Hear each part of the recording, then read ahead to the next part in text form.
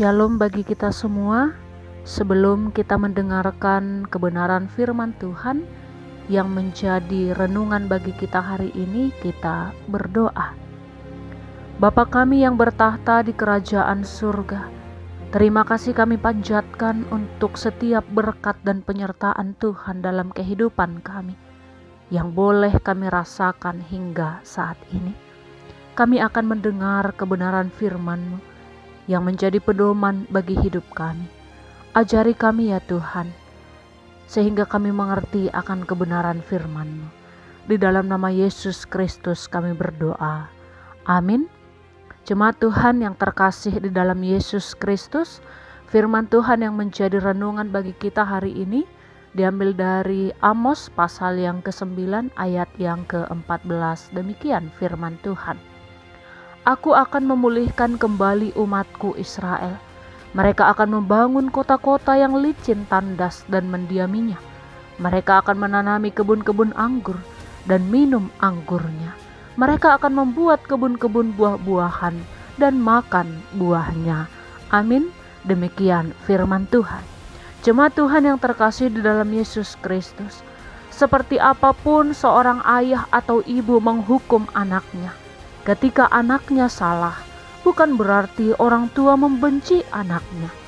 Dan orang tua tahu dan tetap melakukan yang terbaik untuk mengajari anaknya agar tidak mengulangi kesalahan yang sama kembali. Dan itulah tanda orang tua mengasihi anaknya. Itu jugalah yang menjadi gambaran yang dilakukan Tuhan kepada umatnya, bangsa Israel. Sedemikian kerasnya hukuman yang dilakukan Tuhan kepada umatnya, oleh karena dosa-dosa mereka yang menduakan Allah dan hidup jauh daripada Allah.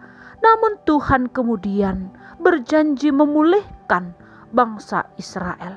Dalam renungan kita hari ini dikatakan, Aku akan memulihkan kembali umatku Israel.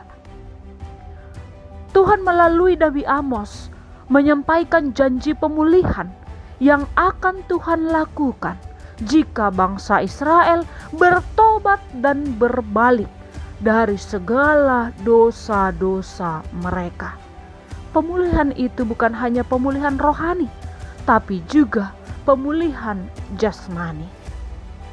Jemaat Tuhan yang terkasih dalam Yesus Kristus, hal ini dapat berarti bahwa ketika Tuhan memulihkan bangsa Israel, maka Ia akan memulihkan dengan total dan sempurna. Janji pemulihan Tuhan tidak pernah setengah-setengah kepada umatnya. Jemaat Tuhan yang terkasih di dalam Yesus Kristus, apapun yang menjadi pergumulan kita saat ini, bagaimanapun keberadaan kita saat ini, pergumulan ekonomi, keluargakah itu, bahkan yang saat ini yang kita alami bersama adalah COVID-19 yang mengkhawatirkan dan menakutkan bagi kita. Bahkan hampir sepanjang tahun ini, 2020, kita jalani dengan penuh khawatir disebabkan COVID-19. Tidak hanya rasa khawatir dan ketakutan, tetapi ini juga mengakibatkan perekonomian yang tidak stabil bagi kita. Dan tatanan kehidupan yang baru yang tidak pernah kita pikirkan harus kita jalani. Situasi saat ini, apakah karena Allah tidak sayang kepada kita?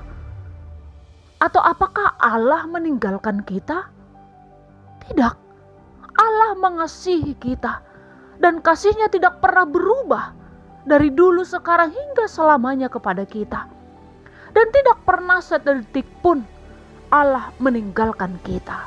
Tapi bagaimana melalui situasi saat ini? Inilah momen bagaimana kita semakin mendekatkan diri kepada Allah, serta merenungkan bagaimana hidup kita selama ini di hadapan Allah. Sudahkah kita hidup di dalam kebenaran Allah atau menyimpang daripada jalan Allah? Saat ini mari merendahkan hati dan diri kita mencari Allah. Berbalik dari segala dosa-dosa dan kejahatan kita. Maka Tuhan akan mengampuni kita dan memulihkan kita. Biarlah Allah bekerja dan berkarya dalam kehidupan kita. Kita serahkan semua kepada Allah. Yang menjadi bagian kita adalah bertobat dan perbaharui diri untuk semakin hidup di dalam Tuhan. Jemaat Tuhan yang terkasih di dalam Yesus Kristus, 2020 akan berakhir. Jangan mengeluh dan bersungut-sungut karena situasi ini, tetapi mari lakukan apa yang bisa kita lakukan untuk kemuliaan nama Tuhan, dan penyelamatan, pemulihan dari Tuhan akan terjadi bagi kita. Amin. Demikian firman Tuhan yang menjadi renungan bagi kita. Tuhan Yesus memberkati. Kita berdoa. Tuhan, ajarilah kami hidup taat dan memperbaharui diri kami serta bertobat dan datang ke hadapan Tuhan, merendahkan diri di hadapan-Mu, dan kami yakin pemulihan akan terjadi dalam hidup kami. Amin.